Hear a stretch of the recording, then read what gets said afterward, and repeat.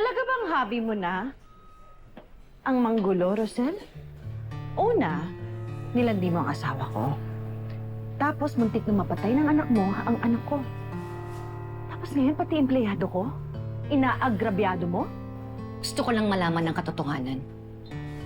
Kung tungkol to sa nangyari kay Tyrone, I'm sorry to disappoint you pero wala kaming kinalaman doon.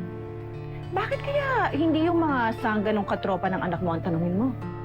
Baka sila ang may gawa nun. Mabuting tao ang anak ko. Kaya pala tinulak niya si Beth. Dahil mabuti siyang tao. Kaya kong patunayan sa'yo na inosente ang anak ko. At kaya ko rin patunayan na wala kaming kinalaman sa nangyari kay Tyrone. Pero kaya ko din na papanagutin pa rin si Tyrone sa nangyari kay Beth. Just wait for it.